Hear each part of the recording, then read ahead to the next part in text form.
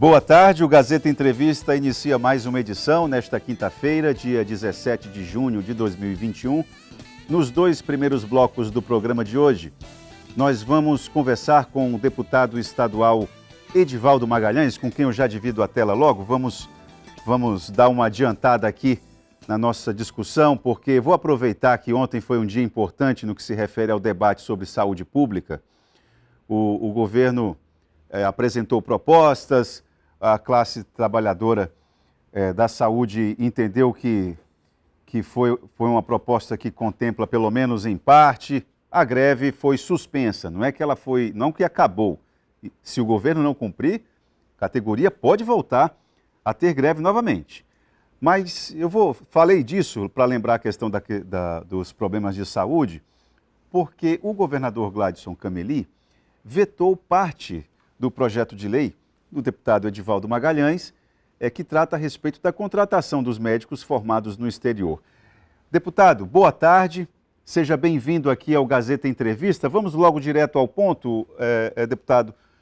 Qual foi a justificativa do governador para vetar parte do projeto? O que não foi compreendido? Boa tarde, Itaam. Boa tarde a todos os telespectadores do Acre inteiro que acompanham o programa Gazeta Entrevista. O veto foi apresentado da seguinte forma. O projeto de lei, ele é simples e é bem focado. Ele diz: fica autorizado ao poder público, seja estadual, seja aos poderes municipais, a contratação de médicos formados no exterior, enquanto durar a pandemia, que tenham atuado no programa Mais Médicos ou Médicos pelo Brasil, num primeiro momento. E amplia num segundo momento, caso você não preencha as vagas existentes com estes, você abre também a possibilidade para os médicos formados no exterior, que não tenham atuado no Médicos pelo Brasil ou no programa Mais Médicos. Por que isso? Nós temos uma carência enorme de profissionais hoje. E isso não é um privilégio dos municípios isolados, das comunidades rurais distantes, das comunidades ribeirinhas. Não. Isso ocorre nos bairros periféricos das grandes cidades, seja de Rio Branco, seja de Cruzeiro do Sul, para citar dois maiores municípios do estado do Acre, Sena Madureira. Há uma carência no momento de pandemia em que as pessoas precisam do atendimento médico básico. Básico. Nós não estamos especialistas, não, nós estamos falando do atendimento básico. O governo do estado, portanto, na medida em que ele veta uma das possibilidades, primeiro que ele atrasa o início da possibilidade legal de contratação. O projeto volta para a Assembleia vai ter que montar uma comissão especial, vai ter que discutir e votar novamente, ou mantendo o veto ou derrubando o veto. Enquanto faz isso, a lei não entra em vigor. A parte, por exemplo, que não foi vetada, não entra em vigor, porque fica aguardando a publicação. É nesse sentido, então, que fiz um apelo na sessão de ontem da Assembleia, para que de forma célere a gente possa apreciar os vetos. Vou fazer um trabalho, um chamamento para que os deputados mantenham o seu voto da mesma forma que o fizeram no momento da aprovação da matéria, para que na sequência se possa ter a publicação, a promulgação da lei. E o governo vai gastar, sim, fosfato, esforço administrativo para publicar os editais. Prefeituras e prefeitos têm entrado em contato, aguardando ansiosamente pela publicação dessa lei, também para publicar seus editais. Estão todos desesperados que não conseguem ter profissionais para dar atendimento básico nos seus municípios. Agora mesmo você fez referência, há pouco, à greve dos profissionais da saúde. Uma das principais denúncias feitas pelo Sindicato dos Médicos era de que estava faltando profissionais no pronto-socorro de Rio Branco. Está faltando profissionais na unidade de referência de saúde para mais de 1/3 da população do Acre, do Hospital Regional do Juruá e também no Hospital Regional do Alto Acre. Portanto, há um clamor dos profissionais de saúde pelo reforço dos times, há uma necessidade na população e nós não podemos deixar de ter esse instrumento legal, esse instrumento possível, esse instrumento que dá aos administradores a cobertura jurídica necessária para contratar de forma excepcional e temporária esses profissionais formados no exterior. Deputado, aqui no nosso regimento aqui da nossa Assembleia, não é possível derrubar o veto do governador? Não é possível isso? É possível, sim. Por que não é feito? É possível, sim. E já foi feito, inclusive nessa legislatura, em outros projetos. E nós vamos trabalhar nesse sentido de convencer o parlamento de que o melhor caminho é manter o texto aprovado originalmente pela Casa e não manter o veto. E acredito que há sensibilidade por parte da maioria dos deputados para fazer a derrubada do veto. O senhor acredita que o governo do estado tenha cedido a algum tipo de pressão por parte de sindicatos, sindicato dos médicos, do CRM? O senhor acredita nesse tipo de possibilidade?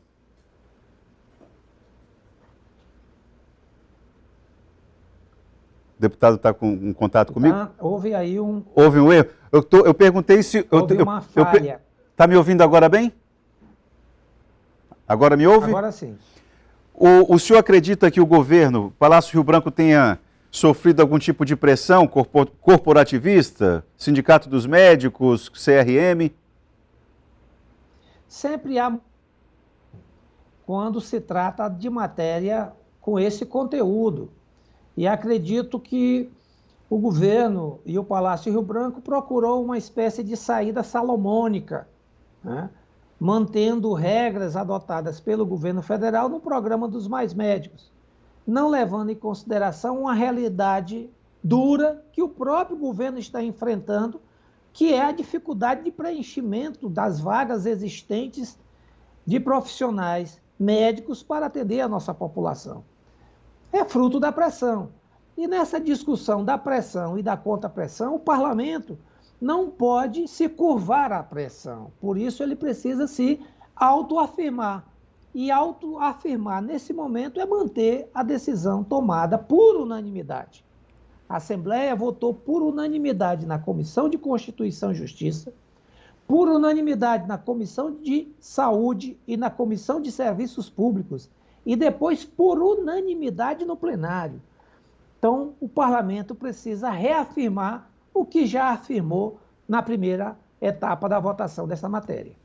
O deputado Edivaldo Magalhães, eu converso bastante com pessoas ligadas ao universo do sindicalismo local, e boa parte deles é quase um consenso o entendimento de que o profissional de saúde do Acre possui o pior plano de cargos, carreira e remuneração de todos os setores da gestão pública. Eu queria saber de que forma essa situação chega até ao parlamento. Pergunto isso porque os trabalhadores de saúde vêm tentando dar consequências ao que se conversa com o governo, mas esse diálogo não encontra consequências, não encontra concretude. Como é que isso chega no parlamento e de que forma que o parlamento poderia intervir nisso aí? O grito dos profissionais em saúde por melhores condições de trabalho, por reestruturação do seu plano de cargos e salários, portanto, do seu plano de carreira, que é defasadíssimo e é um dos piores planos de referência de profissionais de carreira da região norte, quiçá até do país, ele se externou agora durante o movimento que eles fizeram, ao ponto de questões básicas não serem cumpridas. Vamos relembrar aqui, quando da pandemia, lá no ano passado, eu lembro, num final de semana, num domingo, a Assembleia se reuniu e aprovou a proposta do auxílio emergencial em saúde, R$ 380, para os profissionais de saúde e para os profissionais da segurança pública. A última vez que se pagou isso foi o ano passado, em dezembro. Depois disso, foram tocando com a barriga, a gente sofreu a segunda onda. Dezenas desses profissionais foram vítimas da Covid, morreram, faleceram. Você mesmo, como profissional da comunicação, como jornalista, ficou aí todas as semanas dando notícias disso, de enfermeiros, auxiliares de enfermagens, médicos, perderam a vida. 192, para ser mais exato. 192, imagina, uma categoria, uma única categoria, perder 192 profissionais. E sequer o auxílio se estava pagando. E depois de 6 meses, depois de uma greve, disse, não, agora a gente vai pagar a partir do mês que vem. Quer dizer, é um olhar de insensibilidade, porque o recurso que você tinha para pagar esse auxílio, ele mantém-se nos cofres do governo do Estado para além de dezembro do ano passado. Estava lá em janeiro, em fevereiro, em março, em abril, em maio, em junho. Ora, então é falta de sensibilidade. Deputado, Tanto é que no instante, depois da greve, se apressou-se para apresentar uma proposta, não precisava ter chegado a esse ponto. Exatamente. Só para fechar esse assunto, eu conversei hoje pela manhã com o assessor político do governador Gladson Cameli, o professor Moisés Diniz, e eu tratava com ele a respeito dessa situação, porque me parece que falta uma figura, uma persona que possa encarnar essa articulação com os sindicatos, né? E ele me explicou que, a partir de agora, haverá um comando único a partir do gabinete civil. E que esse comando único vai partir dali as conversas e as definições com as classes sindicais. O senhor acredita que esse comando único pode ser mais eficaz? Chega tarde, mas, como diz a minha mãe, antes tarde do que nunca. É preciso ter sempre quem vai alugar o ouvido para não só ouvir, mas para escutar as categorias. E depois precisa-se transformar esse ouvir e esse escutar em encaminhamentos práticos e em propostas concretas. Fazer greve dá muito trabalho, mobilizar pessoas, tirar de casa. Se aglomerar para protestar dá muito trabalho e risco, corre risco. Portanto, se houver diálogo permanente e proposta concreta na mesa diante das dificuldades, sempre há acessibilidade também por parte de quem negocia, dirigindo os trabalhadores, para compreender limites. O que não dá é para não ter nada para se conversar sobre. Bom, nós vamos fazer um intervalo agora e nós vamos voltar depois, vamos continuar falando um pouco sobre saúde. A questão é o seguinte, o Acre é um dos estados que menos vacina, mas o governo tem feito aí um carnaval, anunciou a partir de hoje, né, o mutirão de 48 horas para vacinação. Queria saber o seguinte, está jogando para a galera ou isso aí faz parte de um planejamento para tentar reverter essa imagem tão ruim de ser um dos piores estados no que se refere ao percentual vacinado? Nós vamos conversar sobre isso com o deputado estadual Edivaldo Magalhães logo após o intervalo.